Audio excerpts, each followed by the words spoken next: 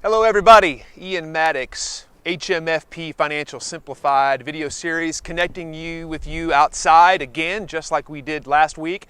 This seems like a safer environment. Keeps me and my videographer well distanced. I think we're about 15 feet apart, in fact. And I'm gonna give a little plug. If anybody's watching this that needs a good PR firm, they do all kinds of marketing for small businesses in the area. AdSpark is a great one. And I'm going to cover a number of pieces of information. I'm going to try to move succinctly, but this video might be a little bit longer. You may be wondering why I'm standing in front of Ironstone Pizza. I'll explain that in a minute. A little bit of positive news here in the Trussville community, but certainly glad you've joined me here again on a beautiful day. This would be just a normal spring day.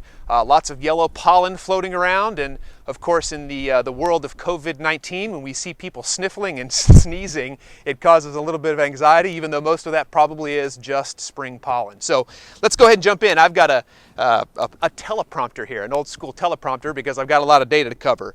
But first of all, I've noticed in the last couple of weeks a shift in people's response to quarantining and isolation. I think we are making progress.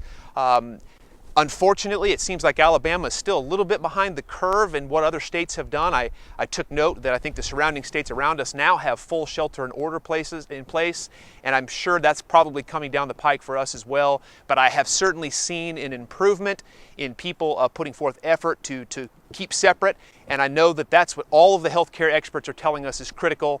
Furthermore, municipalities are really jumping in on this. I know our mayor, Buddy Choate, here locally, released a video yesterday talking about the incredible importance of continuing to do that.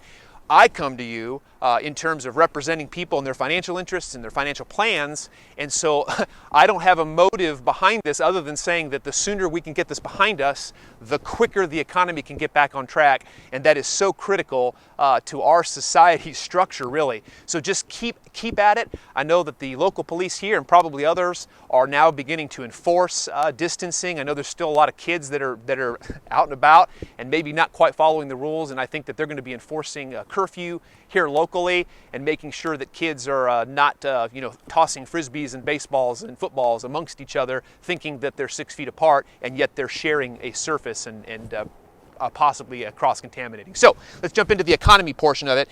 Stimulus bill, I mentioned last week's video, which was about to pass. I think our video was shot last week, and it has passed and is now rolling out into the community, at least from an information standpoint. It is a huge deal. Let me just go through this very quickly. The biggest portion of the $2 trillion, over $600 billion, is going directly to individuals in the form of direct stimulus checks. And there's a lot of confusing information about how this is going to roll out. And there's a lot of data on the internet, and you can watch the news all day long. We're going to include some links both for individuals and small businesses at the end of this video, so you guys can click on those and get more information. But one thing that I've heard anecdotally is that in addition to the stimulus checks, which are coming, let me give you some data on that. It's up to $1,200 per person making $75,000 adjusted gross income or less. When you go above that level, it begins to prorate, and when you get up to $99,000 of AGI, it's going to phase out completely. So not every single person will get a stimulus check, but many will. There's also a $500 minor. Any child that's under 16 years of age that lives in your home, there's an additional $500. So if you are married and filing jointly, you can get plus $3,000 potentially coming to you in one of two ways, either direct deposit or checks being mailed. I know there was some confusion for maybe lower income earners, people that hadn't filed taxes, or even senior adults worried about not getting that stimulus check.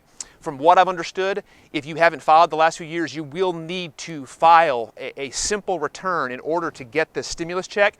However, if for some reason you don't get it this year, you can retroactively apply it to 2021 and take that as a tax credit at that point if for some reason you don't get that direct deposit or stimulus check in your mailbox. So that's one thing to know. On the small business side, which was another large chunk, that was about $377 billion for small businesses. It was announced today that as soon as tomorrow, today is Thursday, we're trying to get these videos out very quickly, so hopefully this will release tomorrow, you can begin to apply for those subsidized government loans, And I know that a lot of the banks, I've heard from folks, again, anecdotally saying, well, the banks aren't open. They actually are. You have to schedule an appointment. I know Regions, Wells Fargo, a lot of the banks, you just have to schedule an appointment with them to go through that process. So you guys keep up with that. I know the faster we can get this money into the economy, the quicker and more benefit that will be gained to catch up or fill in that gap that's being created right now. That's very, very serious. I think overall, it is not unreasonable for us to expect this to be a longer term, more protracted economic recession, hopefully not worse than that, but I just don't see even with markets going up and down, I just don't see how, with unemployment the way it is and continuing to accelerate, 3 million unemployment claims last week, 6 million today, it's going to grow, and that's just, that decelerating effect is going to compound over time. So again, keep that social distancing up. Now, a couple of helpful pieces of information. One, I talked about the Secure Act a number of weeks back, which the Secure Act was passed at the end of 19, and it pushed RMD, required minimum distribution age, to 72. But something else that has happened with this CARES Stimulative Act is that they have waived all RMDs. So this is just a practical piece of information. All RMDs, required minimum distributions, are waived for 2020. So you do not have to take them.